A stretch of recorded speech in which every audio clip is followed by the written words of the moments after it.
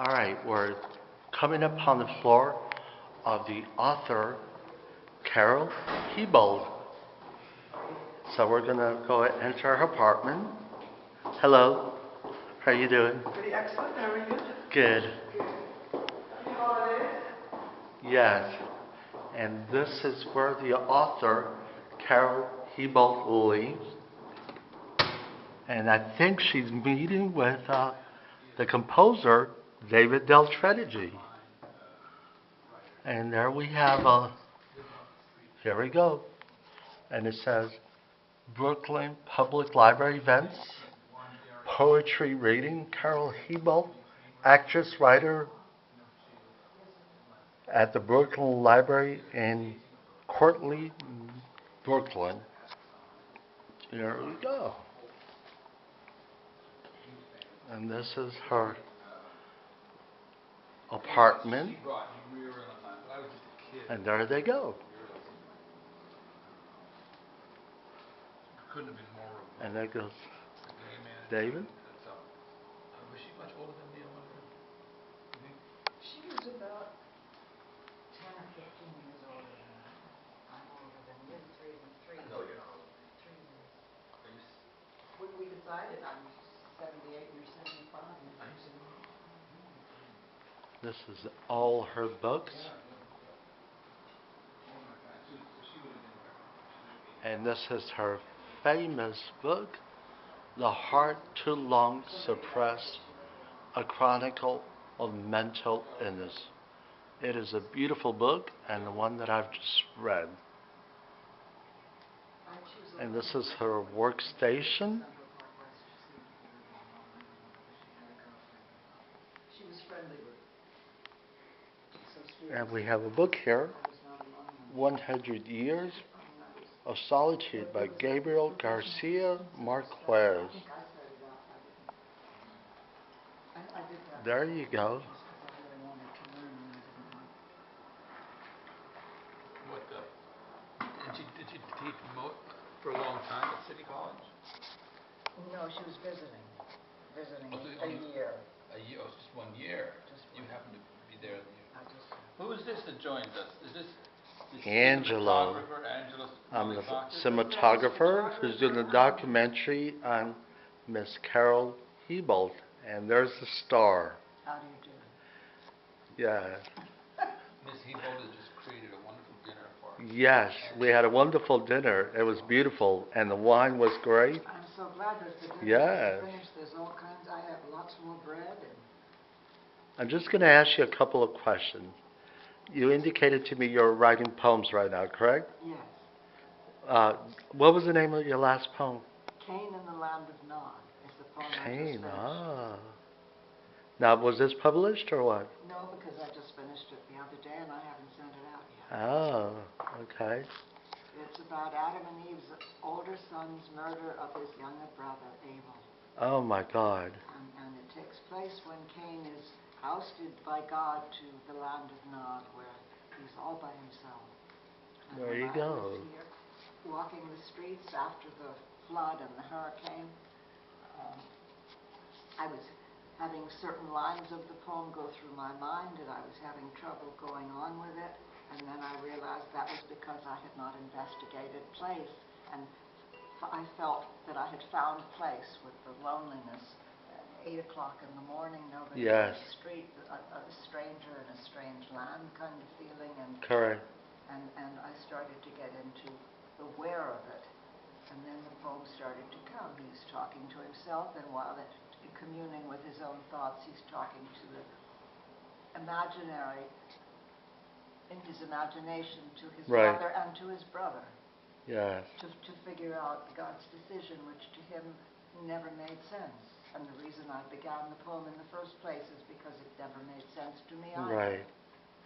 So can you tell the audience, like a poem, usually it's a short one, right? Does it take a long time for it to, from initial process to final? This is a fairly long page-and-a-half poem, and it takes me a long time to write something that long. Okay, like this last one, how long did it take?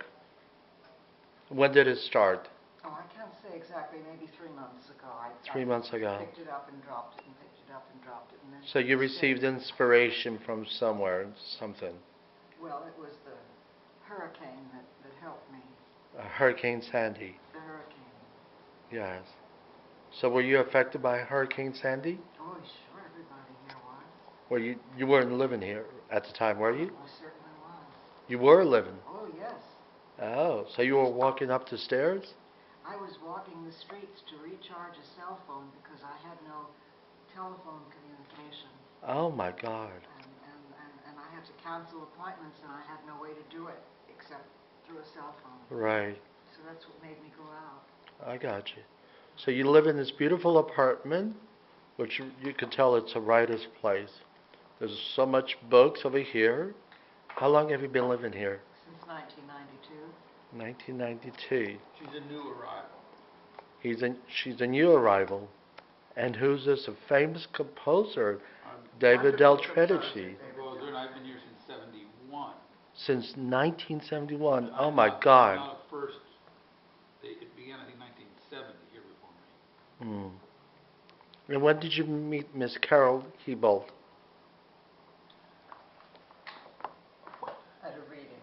At a read, I heard her read, and I was so moved by the reading, and Ah. by the blazing intelligence I sensed underneath it, that we got acquainted.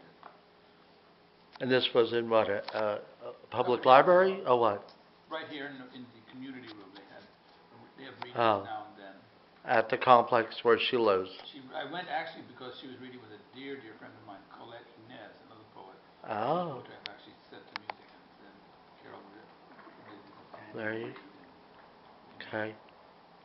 Carol, let me ask you a couple of questions here. Do you find inspiration in this building because there's so many artists that inspire you to even produce more? Don't know that I can trace it directly to there being other artists in the building. But I'm very grateful to be here. Right. And to have the opportunity to work all day and people who understand that. Right. Yeah. Well, you were born in New York? Yes.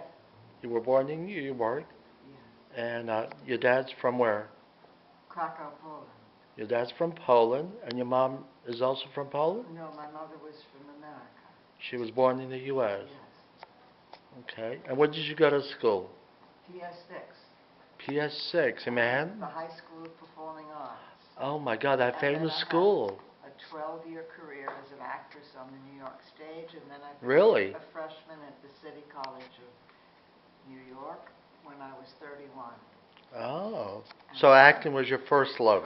Acting was my first profession and my first love, yes. And how did you find inspiration in acting? Is it from an actor's or something? Or what hit you with the acting bug? I think it began on my father's deathbed when I said to him, "Daddy, what should I be when I grow up?" And he said to me, "Be somebody." And I said, "Who?" And he didn't answer me. So Oh my I God. wanted to be everybody. Yeah. He really meant be somebody important. That was in the tone of his voice that I recalled later. That's what he meant, be somebody. Oh my God. Yeah. But I didn't, I took it literally. And You didn't say how, you said who.